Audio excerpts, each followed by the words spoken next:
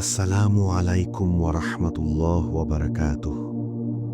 এটি সেই ঘটনার গল্প যখন মহান আল্লাহ তাআলা তার অসীম প্রজ্ঞায় মুমিনদের জন্য আত্মার ঢাল স্বরূপ উপহার দিলেন সিয়াম বা রোজা। ইসলামের প্রথম দিনগুলিতে যখন মুসলমানরা মক্কার উত্তপ্ত মাটিতে পথ চলতেন, তখনও রোজা ফরজ হয়নি। কিছু মুমিন স্বেচ্ছায় রোজা রাখতেন আল্লাহর নৈকট্য লাভের আশায়, কিন্তু আসমান থেকে তখনও বাধ্যতামূলক কোনো আদেশ অবতীর্ণ হয়নি। ওহী তখনও পূর্ণ হয়নি, আর আল্লাহ তাআলা তার অপার জ্ঞানে মুমিনদের হৃদয়কে প্রস্তুত করছিলেন একটি একটি করে পদক্ষেপে। তারপর এলো হিজরত। সাল ছিল ৬২২ খ্রিস্টাব্দ। নবী মোহাম্মদ সাল্লাল্লাহু আলাইহি ওয়াসাল্লাম এবং তার সাহাবীরা মক্কা ছেড়ে মদিনায় এলেন। একটি নতুন অধ্যায়ের শুরু হলো। নতুন ঘর, নতুন সমাজ, আর সেই সাথে নতুন ওহী অবতীর্ণ হলো। মদিনায় আসার কিছুদিন পর নবী সাল্লাল্লাহু আলাইহি ওয়াসাল্লাম একটি বিষয় লক্ষ্য করলেন।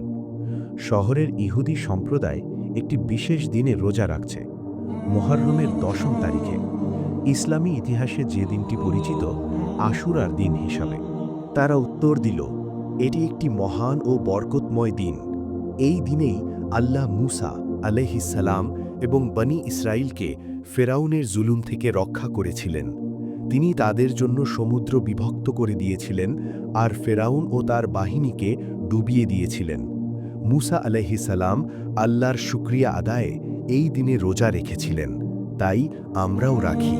নবী সাল্লাল্লাহু আলাইহি ওয়াসাল্লাম মনোযোগ দিয়ে শুনলেন। তারপর তিনি এমন কথা বললেন যা সমগ্র ইসলামী ইতিহাসে প্রতিধ্বনিত হয়ে আসছে। মূসার সাথে আমাদের সম্পর্ক তোমাদের চেয়ে অনেক বেশি ঘনিষ্ঠ।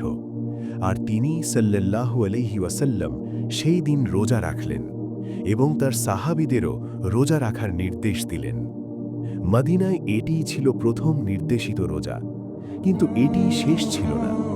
তারপর হিজরতের দ্বিতীয় বছরে ৬২৪ খ্রিস্টাব্দে আসমান হতে বাণী এলো, যা কিয়ামত পর্যন্ত প্রতিটি মুমিনের জীবন বদলে দেবে।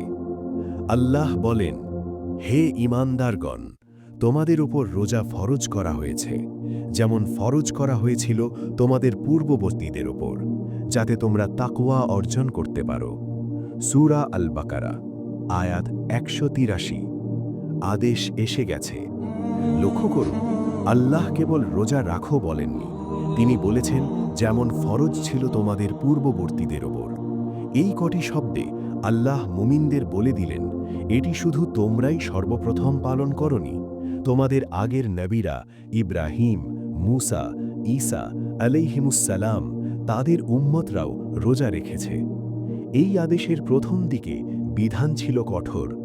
সূর্যাস্তে ইফতারের পর কেউ এশার নামাজের পর খাওয়া দাওয়া কিংবা স্ত্রীর সাথে সহবাস করতে পারতেন না। যদি কেউ খাওয়ার আগেই ঘুমিয়ে পড়তেন, তবে পরদিন সূর্যাস্ত পর্যন্ত তিনি আর খেতে পারতেন না। এটি ছিল অত্যন্ত কষ্টকর। কিছু সাহাবী সারাদিনের পরিশ্রমের ক্লান্তিতে খাওয়ার আগেই ঘুমিয়ে পড়তেন এবং পরদিন দুর্বল শরীরে আরেকটি পূর্ণ দিনের রোজার মুখোমুখি হতেন।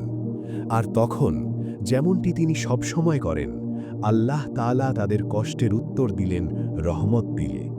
সূরা আল বাকারার আয়াত আরও এগিয়ে গেল ১৮৭ নম্বর আয়াতে। আল্লাহ বলেন, রোজার রাতে তোমাদের জন্য স্ত্রীদের কাছে যাওয়া হালাল করা হয়েছে, আর পানাহার করো যতক্ষণ না ফজরের সাদা রেখা কালো রেখা থেকে স্পষ্ট হয়ে যায়। তারপর রাত পর্যন্ত রোজা পূর্ণ করো। সাহাবীরা কৃতজ্ঞতায় অশ্রু ফেললেন। আল্লাহ তাদের কষ্ট দেখেছিলেন এবং তিনি তাদের পথ সহজ করে দিলেন। এই আদেশের পুরো কাঠামো ধীরে ধীরে দয়ার সাথে একটি একটি করে পদক্ষেপে অবতীর্ণ, সবকিছু একটি গন্তব্যের দিকে ছিল। তাকওয়া, আল্লাহ সচেতনতা, ক্ষুধার প্রতিটি মুহূর্তে, তৃষ্ণার প্রতিটি মুহূর্তে, সংযমের প্রতিটি মুহূর্তে আল্লাহর উপস্থিতির অনুভূতি। রোজা কখনো শুধু পেট খালি করার জন্য ছিল না, এটি হৃদয় পূর্ণ করার জন্য। আর তাই ১৪০০ বছরেরও বেশি সময় পরে আজও এই পৃথিবীর ১৫০ কোটিরও বেশি মানুষ সেই একই আহ্বানে সাড়া দেয়। প্রতি বছর নিরবচ্ছিন্নভাবে ফজর থেকে মাগরিব পর্যন্ত উপবাস করে, বুকের ভেতর বহন করে নবীদের উত্তরাধিকার, মহান আল্লাহর রহমত এবং একটি পরিশুদ্ধ হৃদয়ের চিরন্তন অন্বেষণ। আল্লাহু আকবার।